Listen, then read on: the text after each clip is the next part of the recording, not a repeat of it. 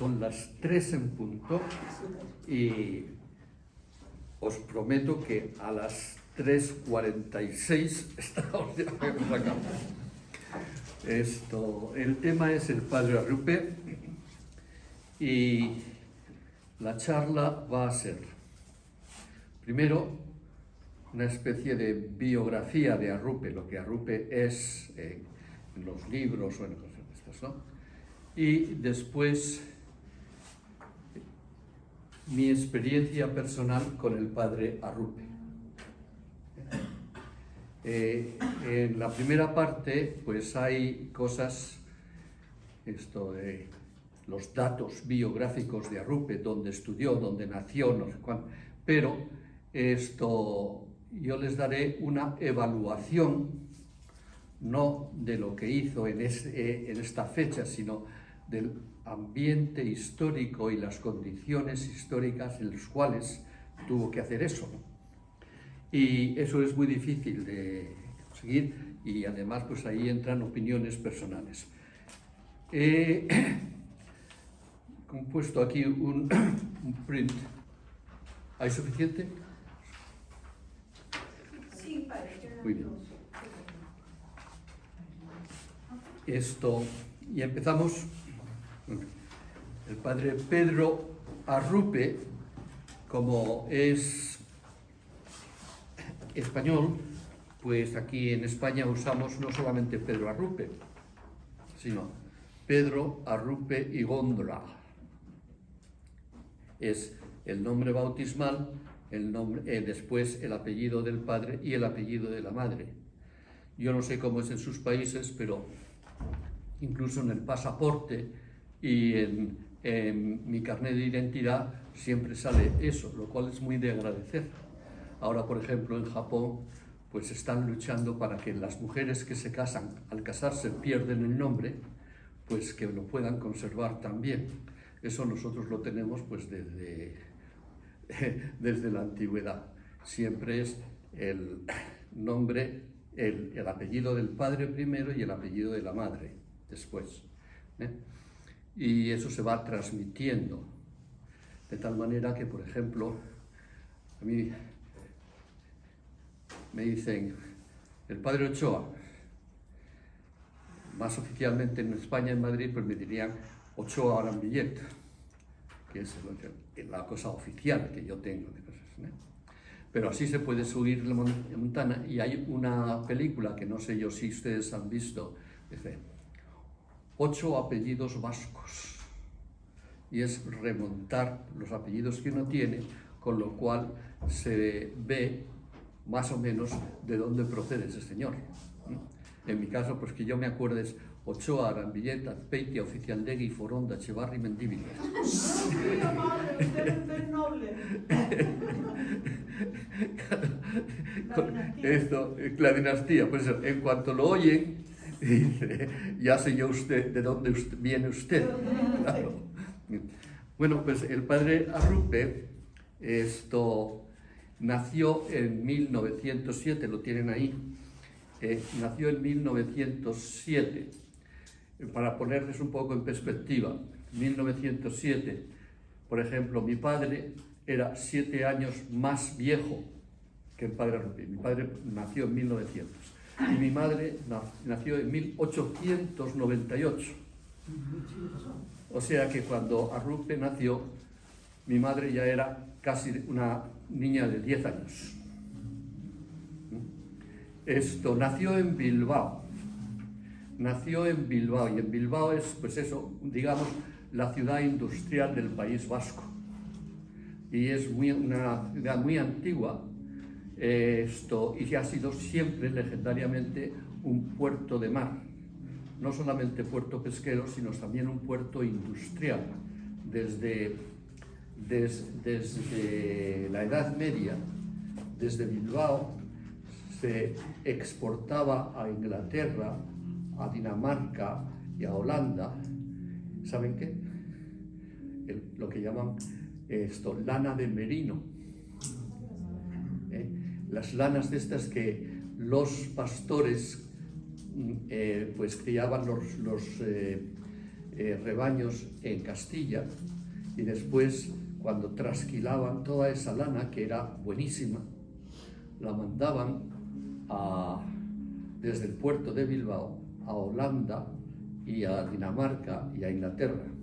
Y los holandeses, que son muy buenos comerciantes, nos la devolvían en mantas y bufandas y cosas de estas, con unos precios mucho más caros.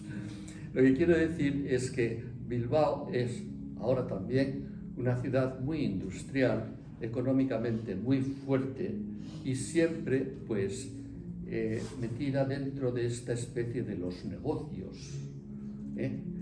Aquí en japonés se dice esto, minato machi, pues quiere decir que es un sitio muy próspero, de muchas cosas de estos, y al mismo tiempo un sitio un poco, digo, escandaloso, porque los marinos mercantes pues solamente están un día, pues se emborrachan, se divierten y después al día siguiente se van y lo dejan todo plantado.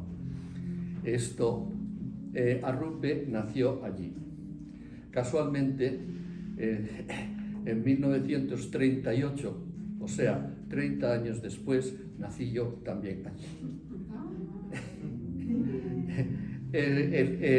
Dentro de Bilbao, pues el lugar es diferente, pero por pura casualidad, no hay nada de estas, pura casualidad, los dos fuimos bautizados en la misma iglesia,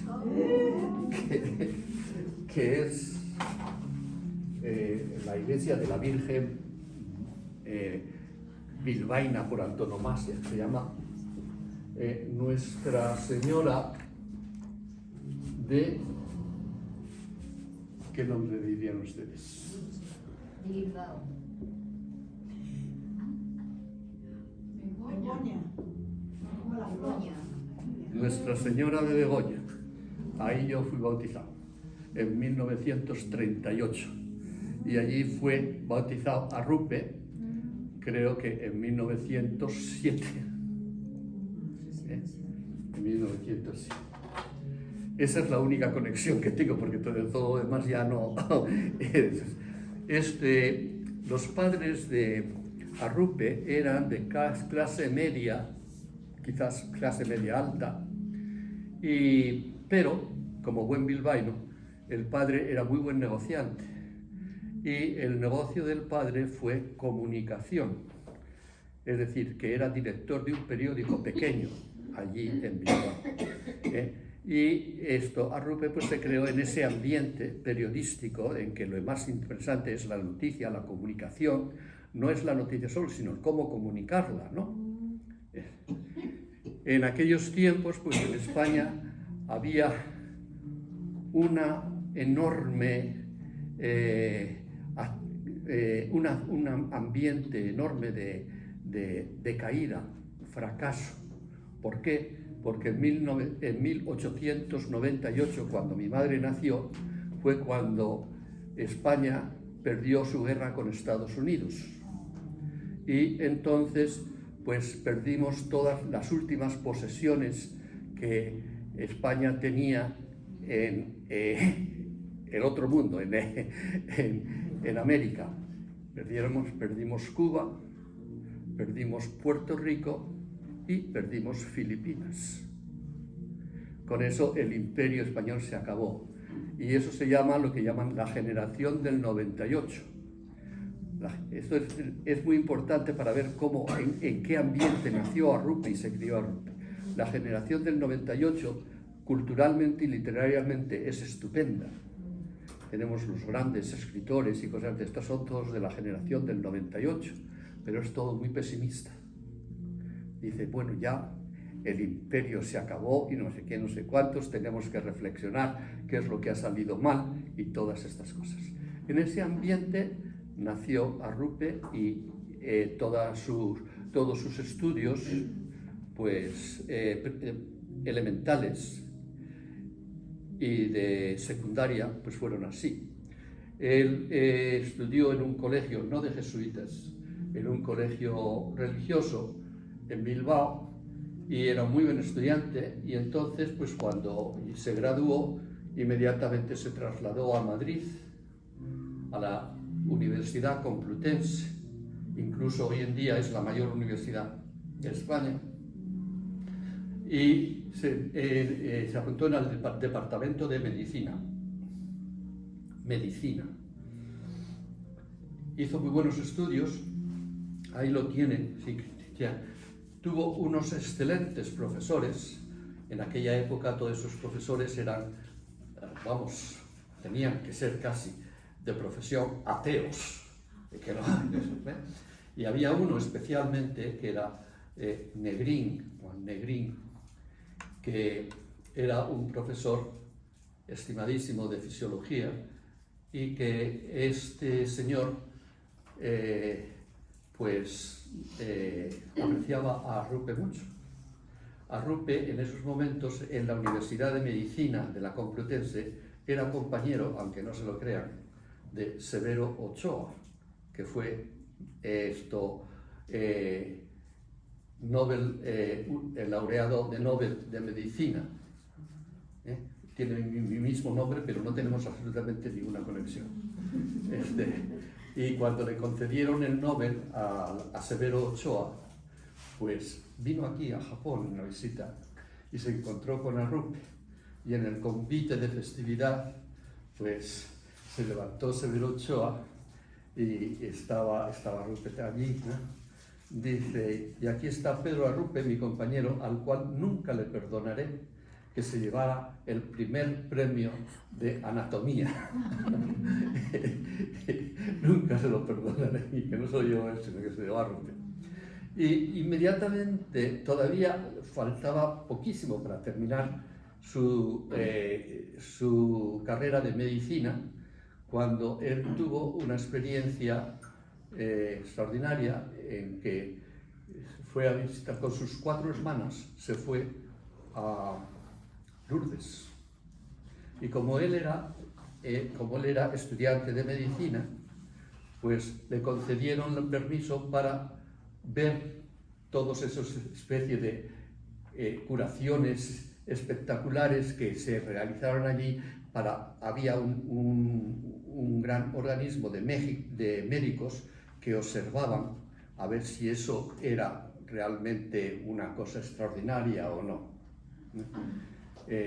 Ya les digo que en ese comité de médicos de Lourdes, había muy pocos, siquiera alguno, que fueran católicos o que fueran creyentes o cosas de estas.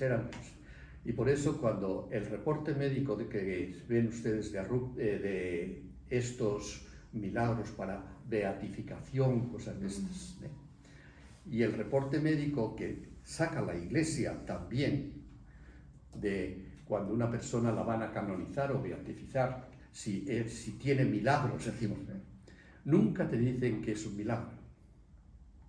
Lo que te dicen es que hoy por hoy no hay explicación médica. Hoy por hoy no hay explicación médica de esta curación. Y eso es lo que...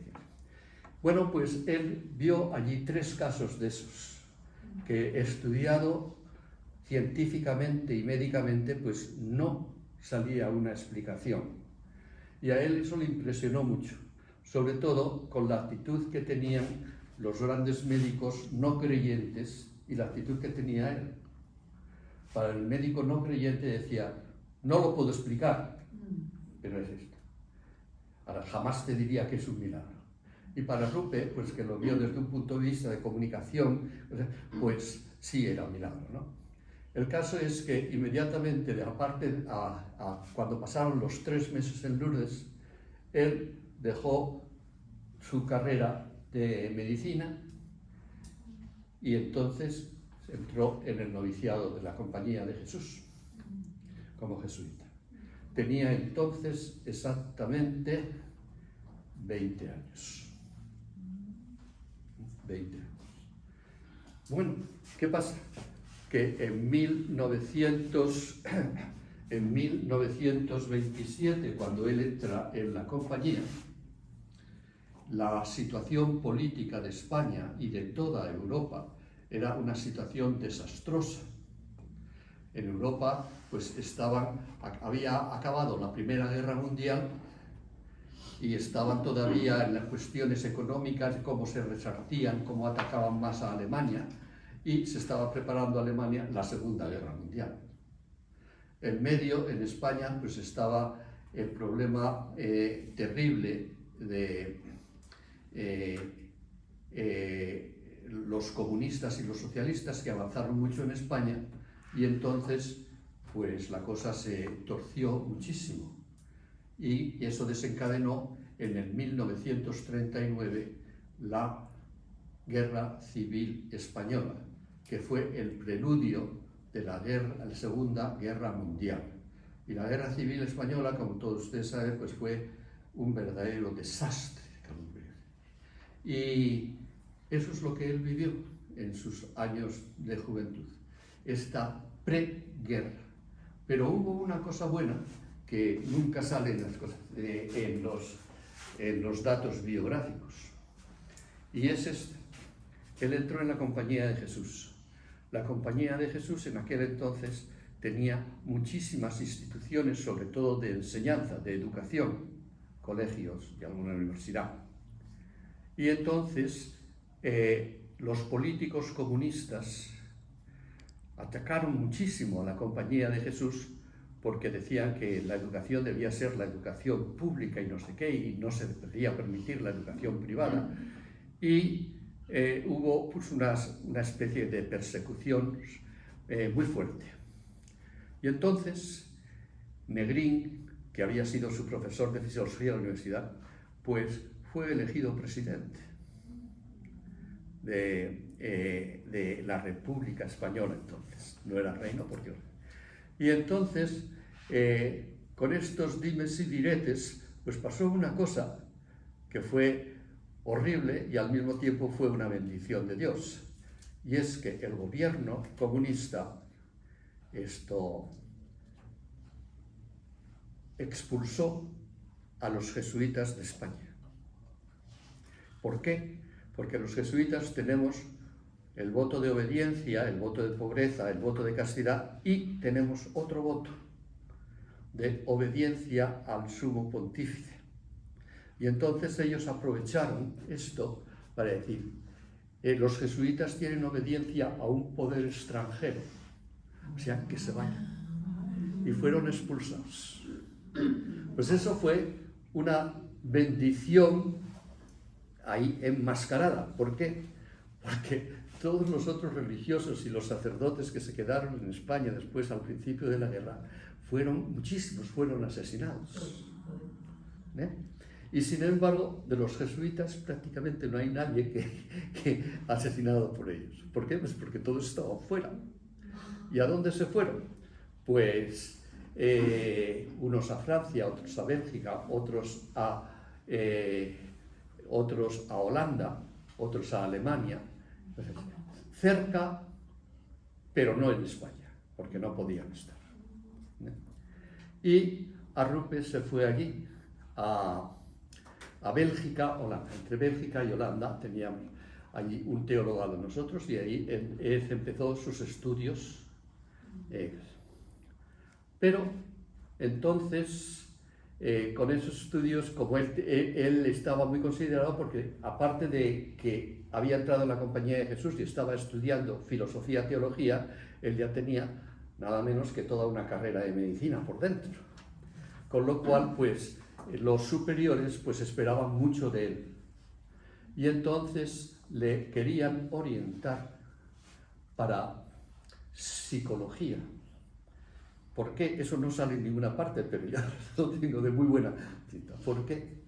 Pues porque en aquellos momentos, en el mundo de toda la psicología, sonaban mucho los nombres de Freud y Jung. Freud y Jung. Freud era perfectamente ateo y tenía toda esa filosofía del sexo y de no sé cuántos y tal. Y Jung era un discípulo de Freud. Y Jung era suizo y tenía una manera de pensar diferente. Y entonces los dos se dividieron.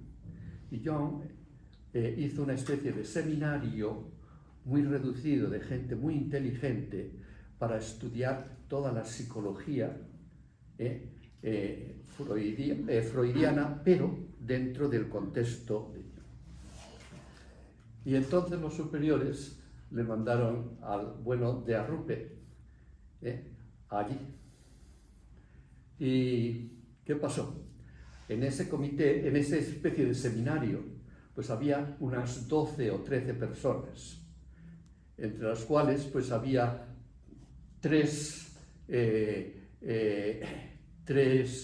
mujeres muy inteligentes, doctoras, no sé exactamente, pero en estas cosas que pasan en la vida, ¿no? Hubo un escándalo de uno de los sacerdotes que había allí que se lió con una de las estudiantes de estas de medicina y entonces el general de la compañía, que era el padre Ledokowski, un polaco, se enfureció de tal manera que a los otros dos que estaban, que uno de ellos era Rupe, o sea, estos que salgan inmediatamente de allí. O sea, que no pudo terminar, estuvo guiri terminando sus estudios de medicina en España, no pudo. Fue allí y tampoco pudo. Y entonces, ¡zas!, le mandaron a Estados Unidos.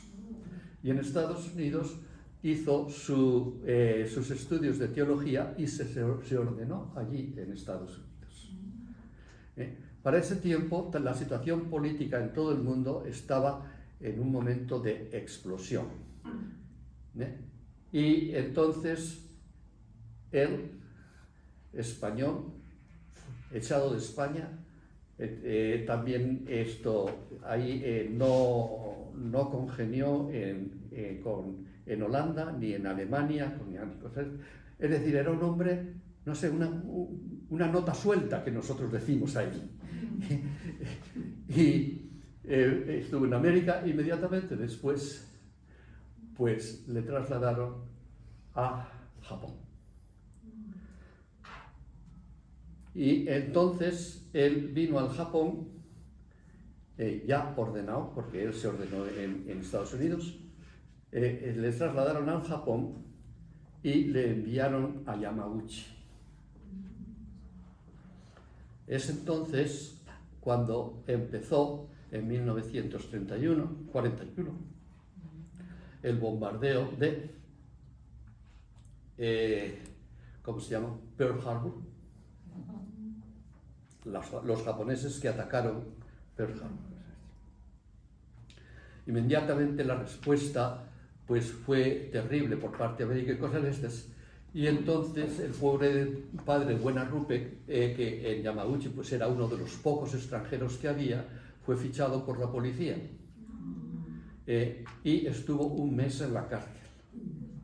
Pero al final, como no pudieron, pues le liberaron. El caso es que la situación es esta. No es una situación como la que tenemos los jesuitas aquí ahora, porque gracias a Rupe, la Compañía de Jesús en Japón es una comunidad internacional. Cuando yo vine al Japón en 1965, éramos jesuitas de 27 países. Eso suena muy pero es terrible. Es terrible vivir juntos. Porque claro, todos tenemos pues costumbres distintas, ¿no? Y las lenguas, pero eso todo es gracias a Rupe. Cuando Rupe vino aquí, esto era una misión de los jesuitas alemanes. Por eso el fundador de Yochi, la Sofía, pues era alemán. Y había muchos de los primeros párrocos de San Ignacio, pues eran todos alemanes. Y como Arrupe pues podía hablar alemán, pues aquí le trajeron. Y estuvo en Yamaguchi, tuvo la experiencia de cosas de estas y después le hicieron inmediatamente maestro de novicios en Hiroshima. En Hiroshima teníamos nosotros nuestro noviciado. Y en Hiroshima, en 1945, fue cuando él pues fue testigo y experiencial de la bomba atómica. Por eso en los primeros libros, biografías de Arrupe, siempre se dice, yo viví la bomba atómica. Y es que la vivió, porque Hiroshima, nosotros teníamos el noviciado en lo que se llama Nagasaka. Y Nagasaka tiene una montañita, que es lo que protegió al noviciado y a la iglesia, pues, de la destrucción.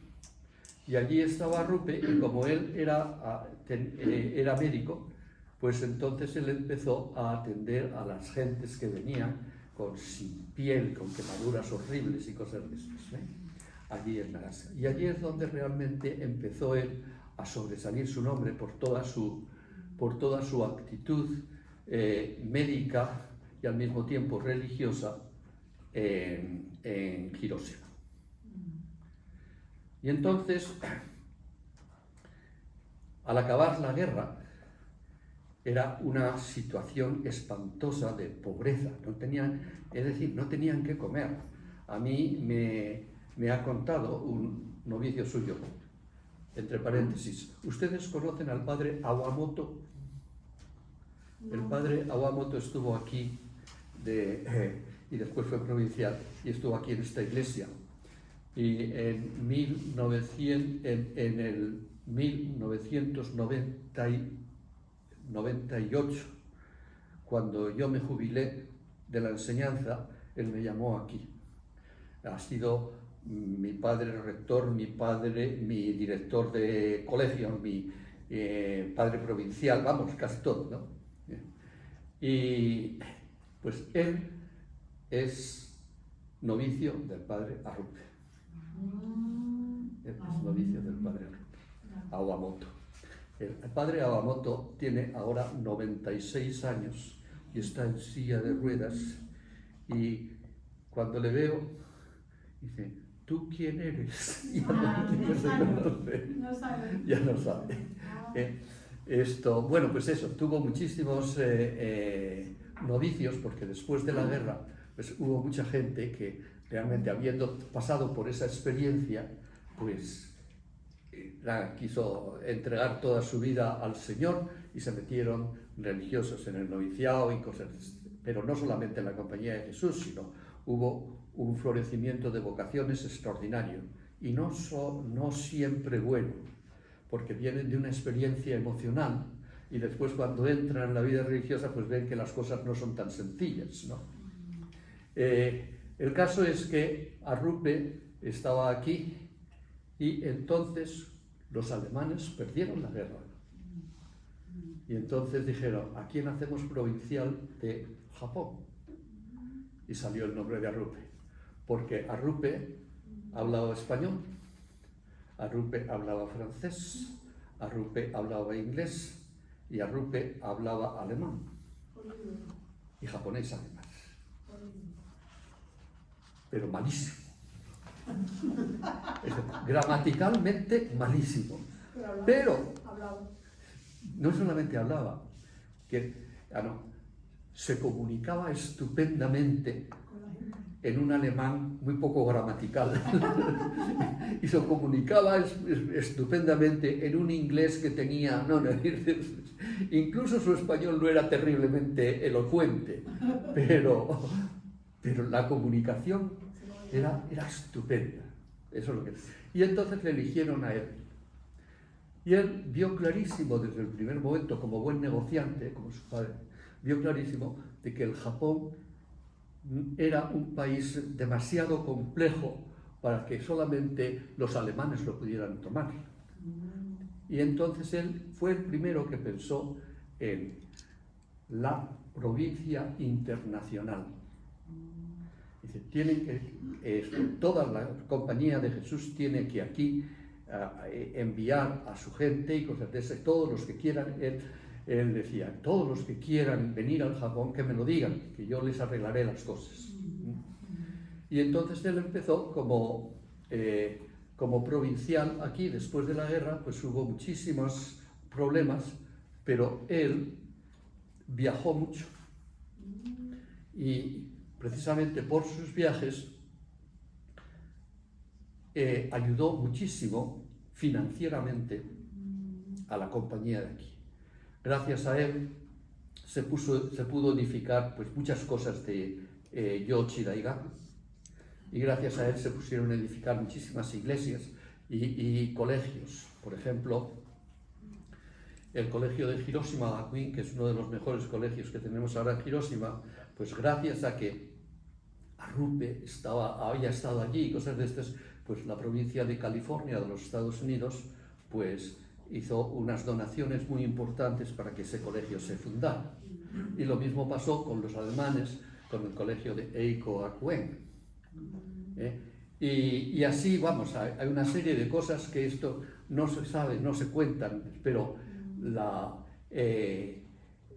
gracias a Arrupe pues vinieron muchísima ayuda económica para la misión del Japón de países que ustedes no se pueden un poco, por ejemplo, México.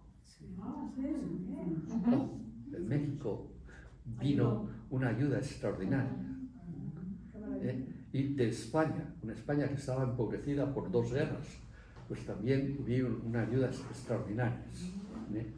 Y de Estados Unidos, por supuesto, también tuvimos muy fuertes ayudas, y de Alemania. Pero era por las donaciones, padre. Es donaciones, y había por ejemplo, yo me acuerdo cuando era niño, en Madrid había el centro de la misión del Japón, que estaba en la principal iglesia de los jesuitas en Madrid, y allí pues había muchos donantes, ¿no? Que iban y realmente me acuerdo que cuando en la universidad se instaló el departamento de español, de castellano, pues necesitaban, porque el Ministerio de Educación Nacional necesitaba que hubiera una biblioteca con una serie de libros en español, porque esos son estudios universitarios.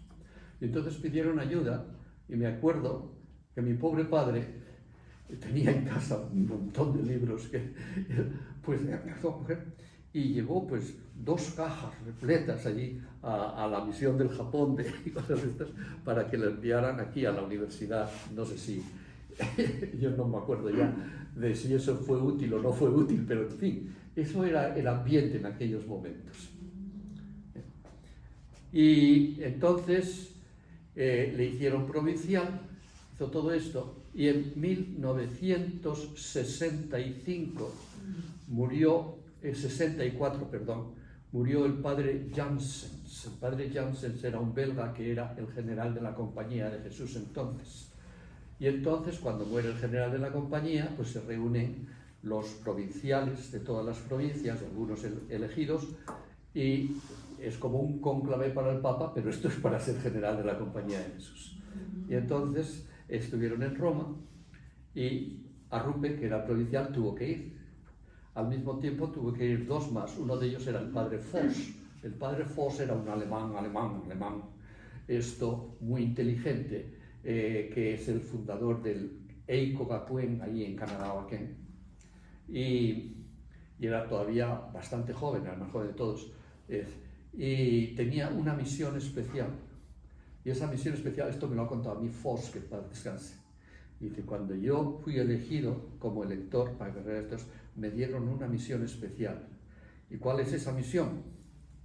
¿Cuál creen ustedes que es esa misión? Que de ninguna manera Arrupe salga elegido. ¿Por qué? Que de ninguna manera Arrupe salga elegido. Porque con todos sus viajes, Arrupe pues, era muy conocido, una de las personas más conocidas en toda la Compañía de Jesús. Claro, eso tiene 2 interpretaciones. Dice, Arrupe sería nefasto para la Compañía de Jesús como general de la compañía y tal vez. Pero la otra interpretación, que es la que yo tengo, dice, no queremos de ninguna manera que Arrupe se vaya de aquí, porque como se vaya de aquí nos deja temblando. Esa es la segunda interpretación, ¿verdad? El caso es que Arrupe fue elegido. Ay, Dios. Fue elegido. Cuando yo vine aquí, todavía estaba la Congregación General reunida, pero ya acababan de elegir a Rupe. Pero acababa de llegar a las 2 semanas de llegar aquí. Con lo cual yo nunca vi a Rupe aquí en Japón cuando llegué, porque estaba en Roma y no volvió. Le eligieron general de la compañía y se tuvo que quedar en Roma. Y entonces aquí tuvimos que poner un nuevo provincial.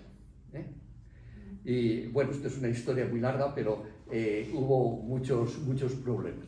El caso es que el provincialato de Arrupe aquí se esfumó y entonces quedó el generalato de Arrupe. ¿Qué pasó? Pues otra catástrofe, otro acontecimiento realmente universal que se puede comparar a las 2 guerras y más, que fue el Concilio Vaticano II, que cambió muchísimas estructuras. Nosotros que no lo notamos, pero cuando ustedes ahora van aquí los domingos y tienen la misa en español, eso es gracias al Concilio Vaticano II. Y cuando tienen todos estos en japonés y cosas de estas, mis estudios de filosofía fueron en latín, mis estudios de teología fueron todos en japonés aquí. O sea, no saben ustedes la influencia que eso tiene, porque, claro, los cristianos vienen a misa y lo entienden todo. Y además se hacen exigentes. Dice, ese padre no ha preparado su sermón. Porque, es decir, antes podían decir todo lo que les diera la gana, porque pero ese padre no habla bien, no sé qué, no sé cuántos, se han hecho mucho más exigentes, y es verdad, tiene que ser así. Y por ejemplo, pues toda la actuación de la iglesia, el cura, pues no es el rey. El Vaticano II hizo cambiar la cosa, dice, el sacerdote es para la iglesia no es para el sacerdote. Pues en ese ambiente empieza Arrupe y empieza a cambiar toda la manera de pensar un poco elitista de la Compañía de Jesús. Y entonces empieza todos sus avances sociales y todo, la espiritualidad de Arrupe se puede quizás resumir en esta frase. Ser para los demás. Que toda la educación, todo tu training, todas tus capacidades y todo eso es para los demás. Es lo que dicen, man for others, es para los demás. Y ese es ahí el espíritu auténticamente jesuítico. Eso tuvo un problema muy fuerte, por ejemplo, con los colegios de la Compañía de Jesús, porque los colegios de la Compañía de Jesús eran, y todavía son, pues muy elitistas, muy elitistas. Allí en un colegio de la Compañía de Jesús, pues solamente pueden entrar gente que no solamente que sea inteligente, sino que tenga un cierto nivel social, cosas de estas, ¿no? Y sin embargo, pues eso empezó a cambiar. Y muchísimos jesuitas pues se emplearon muchísimo en actividades sociales. El resultado fue de más y menos, porque muchas de esas experiencias que todavía estaban muy concretas, pues fracasaron rotundamente. Yo, fíjate, me acuerdo que mis estudios de filosofía, que fueron en Madrid, pues nosotros, en mi curso, los jesuitas que estábamos en mi curso, éramos 16. Eran unos tíos estupendos realmente. 16. Y además, pues yo había estado con ellos juntos, pues con el padre Silgo. ¿Ustedes conocen al padre Silgo? Sí. Bueno, pues al padre Silgo yo le conozco desde los 10 años, porque hemos estudiado en el mismo colegio. Y después él entró 2 años antes que yo en la Compañía de Jesús, después yo entré. No quiere decir que el colegio es para hacer... No, es la minoría ahí de cada curso de 180 personas, hay 3 o 4 que están un poco pirados y se meten jesuitas, ¿no? Pero lo que quiero decir es que, claro, pues estos que entraron, éramos 16, todos estupendos. Bueno, pues de esos 16, con este movimiento, después de lo social, lo que llamaban los sacerdotes obreros. ¿No se acuerdan? Los sacerdotes obreros, que eran sacerdotes que decían, no, aquí vivir en el seminario o vivir aquí en no sé qué, en la iglesia, eso es un lujo, hay que ir a donde están ellos. ¿Eh? Y eso, pues, a Rupe pues, le parecía muy bien la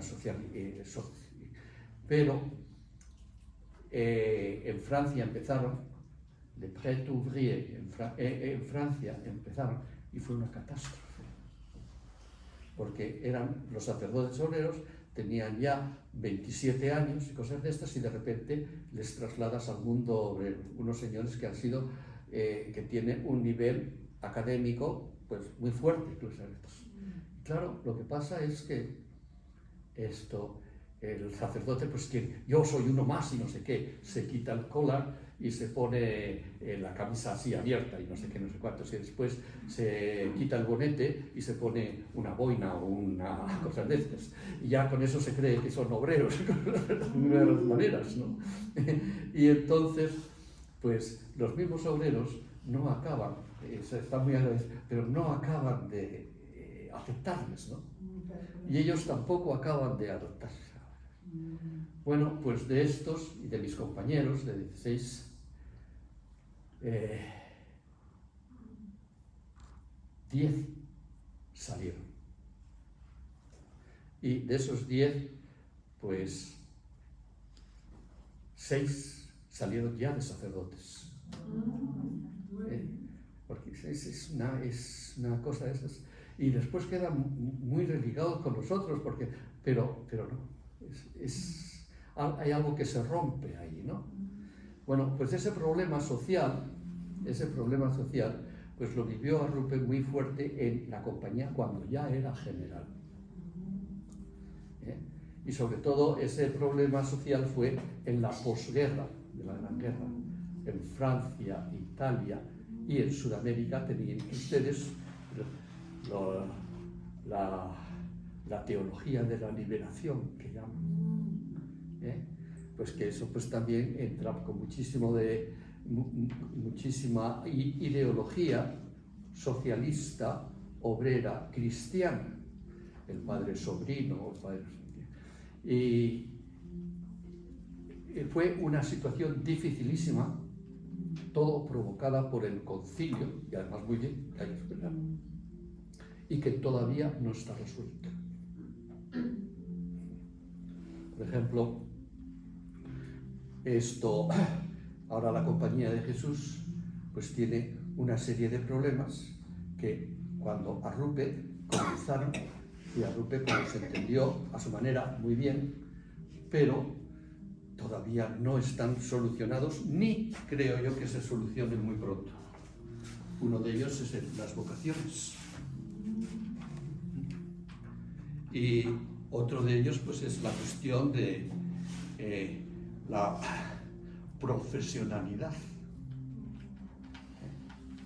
Otro de ellos es, por ejemplo, que ahora las vocaciones, no sé cómo será con las hermanas, pero las vocaciones pues entran muy tarde.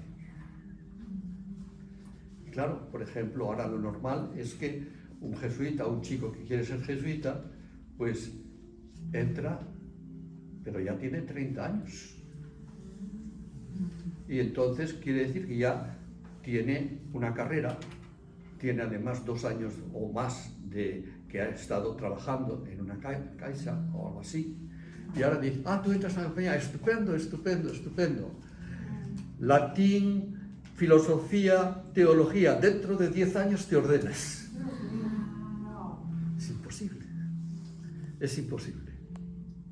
O sea, que el problema demográfico, el problema es todavía sensacional. Y hay solución, yo supongo que habrá solución, pero no la tenemos por ahora. Este es lo que Arrupe vivió. Después Arrupe vivió otra cosa terrible. Y es que el hombre que entiende muy bien los negocios, no entiende muy bien la política italiana. Me explico. Cuando llega a Roma y es el superior de toda la compañía de Jesús, él elige como a sus ayudantes, digamos, sus ministros, ¿no?, a las personas más competentes de todo el mundo. Para cuestiones sociales, yo me acuerdo, yo estaba hablando con él, el Père Calvet, es un francés extraordinariamente sabio, conocedor perfecto de toda la historia del comunismo y cosas de estas. Inmediatamente a Rupe le llama, porque con todas las cuestiones sociales y las cuestiones comunistas le llamas. Yo estaba hablando con Calvet varias veces y dice, Rupe es un hombre extraordinario, pero no se da cuenta de algo. ¿Y qué es ese algo? Pues ya verás. Después llama a un alemanote que es un teólogo de primera, como Karl Rahner y cosas de estas. Después llama a un americano que es un hombre que realmente para organizar cosas es extraordinario. Y se reunió con un comité de personas inteligentísimas, extraordinarias, en la que no había ningún italiano. ¿Y qué pasa entonces? Pues que las conexiones entre el Vaticano y la Compañía de Jesús se empiezan, porque los italianos para eso son sensacionales, para saber estas conexiones que hay que hacer, a quién tienes que pedir, como no sé qué, no sé cuántos. ¿Qué pasa? Pues que el padre Arrupe se quería a veces comunicar con el Papa. Los papas que conoció al padre Arrupe, que realmente fueron Pablo VI y entonces el Papa polaco, Juan Pablo II. Claro, pues Arrupe tiene la idea clarísima. Dice, hay que hacer esto. Dice, bueno, ¿y qué haces ahora? ¿Con quién hablas? Dice, ¿para qué tengo Calvet? Pero Calvet es francés. Calvet no sabe cómo se mueven dentro del Vaticano, como este obispo, este monseñor, o no sé qué, no sé cuántos. Es muy difícil, ¿no? El saber, tienes una idea buena, pero el saber cómo la puedes comunicar a tus superiores. Y ahí, ahora, al cabo de los años vistos, pues ahí Arrupe tuvo una gran deficiencia y una gran cruz. Que él quería hablar con el Papa y no podía, no tenía acceso. No tenía acceso. Una de las cosas que tenía Arrupe era esto: el Papa Juan Pablo II determinó que los obispos a los 75 años tenían que presentar su carta de dimisión. Y ahora, por ejemplo, aquí en Japón tenemos a 2 obispos que tienen que presentar su carta de dimisión. Y uno es un cardenal, además, el de Osaka, Maeda Manyo. Y otro es el de Fukuoka, que es un español. Pero ya tiene 75 años, tienen que presentar su carta de dimisión al Vaticano, y entonces en el Vaticano se la aceptan o no se la aceptan, pero nunca se lo dicen. Cuando se la aceptan ya tiene que dejar la cosa. Hasta que no se la acepten, él puede seguir la cosa. Y entonces Arrupe, que es la idea de Arrupe, dice, yo voy a cumplir 75 años, por lo tanto, quiero ver al Papa, porque digo, no son los obispos, la verdad, pero para mí la misma regla tiene que funcionar. A los 75 años presento mi dimisión. Pues el Papa Juan Pablo II nunca se la admitió, nunca quiso hablar con él de eso. Y entonces, él, una vez que Juan Pablo II tenía que ir a una iglesia que era de la Compañía de Jesús, a esas visitas que hace cosas de esas, pues se presentó allí y le dijo, Padre Santo, quiero hablar con usted. ¿Y de qué? Pues de mi renuncia por los 75 años. Y cosas. Bueno, ya hablaremos. Y jamás le llamó. Jamás le llamó. Las malas lenguas dicen, porque si Arrupe renuncia a los 75 años, el Papa Juan Pablo II también tendría que renunciar a los 75 años, ¿no? Y entonces, pues, hubo esa falta de comunicación entre las mujeres. ¿Y qué pasa? Pues que Arrupe estaba totalmente derrotado por eso. Y entonces en Filipinas, estando en una visita de esos, se cayó, tuvo una trombosis cerebral y después, pues cuando llegó a Roma, pues ya estuvo paralizado. O sea, que los últimos 8 años de Arrupe fue un verdadero calvario. Esto estaba paralizado, ya no actuaba como general, ni cosas de esas, y allí estaba 8 años. Una cosa impresionante.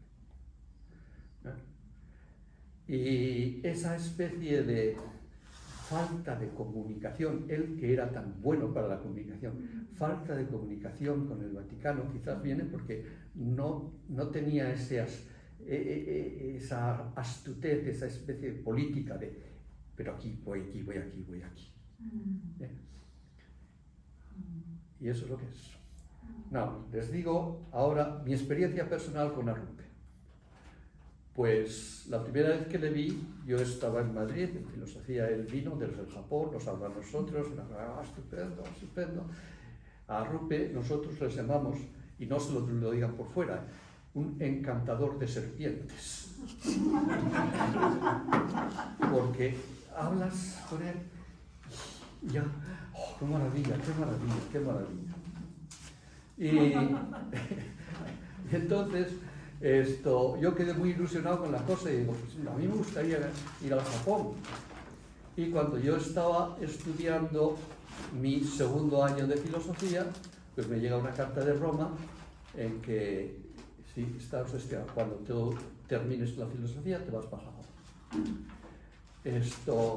Y así pasó.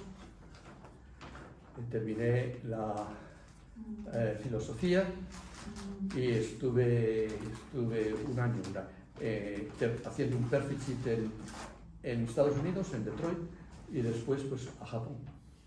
Yo al Japón vine con, no sé si conocen ustedes al padre Jaime Fernández, ¿le conocen?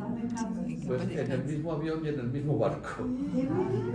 Al padre Benítez, esto no le conocerán. El padre Benítez fue el rector de la Universidad de Música de Hiroshima, un catalán. Y el padre Juan Sánchez Rivera. Juan Sánchez Rivera, él fue profesor aquí de psicología y después estuvo muchos años encargado de nuestra casa de Loyola House para los viejitos, los jesuitas viejos. Y yo pues hemos estado, es decir, Sánchez Rivera y yo pues hemos estado juntos desde el noviciado y vinimos juntos y de la provincia de Andalucía viene el padre Jaime y de la provincia de Cataluña pues, los 4, pero juntitos en el mismo avión, ya digo. Solo que me te quedo yo. Todos los demás ya están. Y entonces, pues, el segundo encuentro que yo tuve con Arrupe fue aquí en Japón ya. Él vino para dar una serie de conferencias y charlas, era cuando lo de Severo Ochoa. Y entonces yo estaba aquí y nos hizo una charla a los teólogos en Kamisakuji. Me acuerdo que él me dijo, siéntate aquí. Y él estaba aquí hablando y yo me senté a la izquierda. Y claro, pues él tiene unas dotes de comunicación extraordinarias, pero no era buen lingüista. Y después de tantos años fuera de Japón, pues la cosa se había creado cosas de esas. Y me decía, esto, ¿cómo se dice en concreto? ¿Cómo se dice en concreto? Y decía, Kutai Tekini.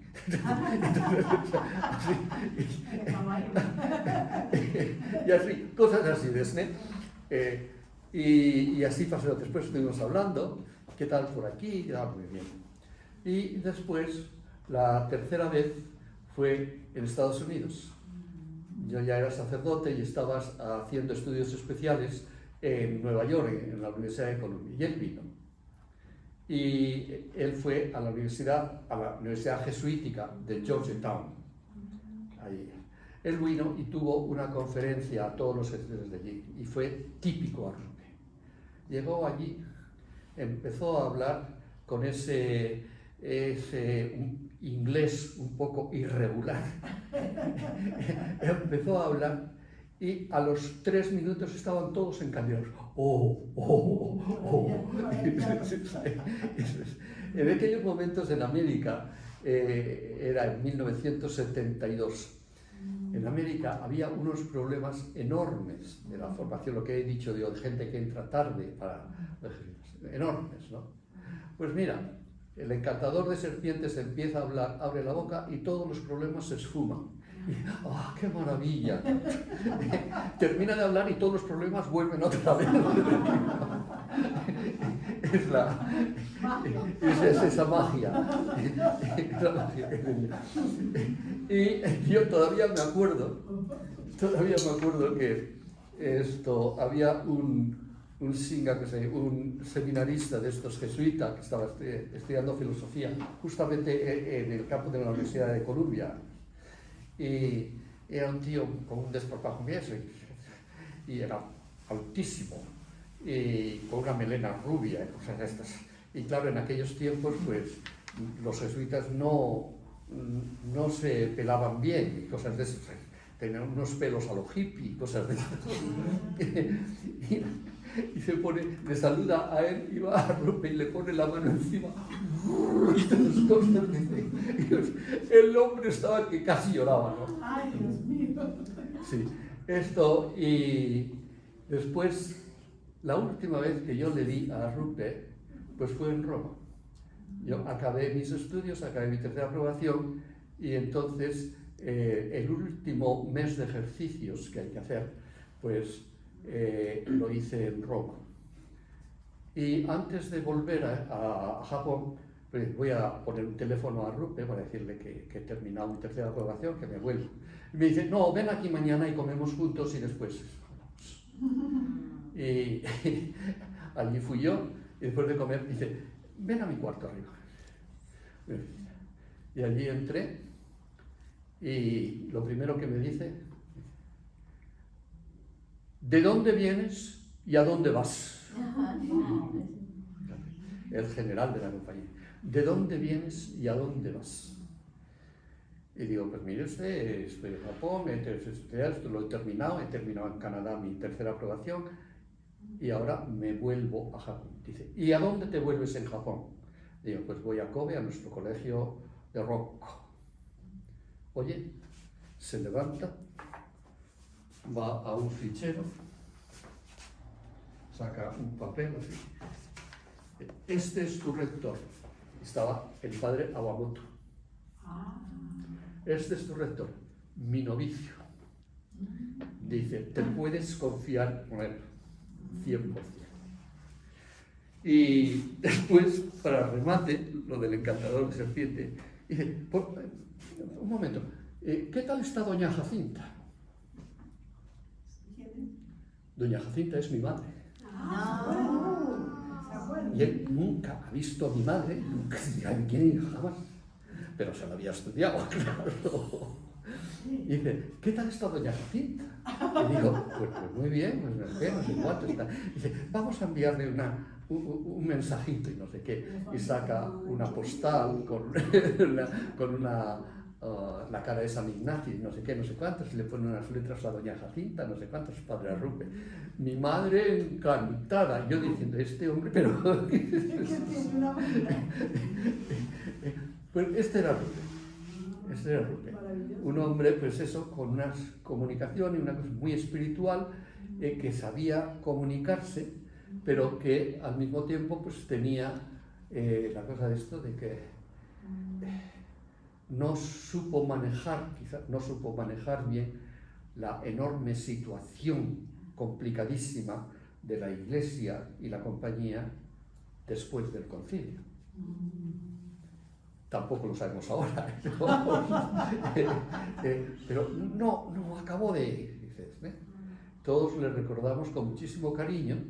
Tiene carisma, ¿no? Sí, ese carisma que tiene, pero eso, por ejemplo, pues claro, digo, otros generales que han venido después de él, pues en ese sentido son mucho más sistemáticos, ¿no? Esto, y esto, y esto, y esto, y esto. Preguntas. Tienen ustedes un minuto.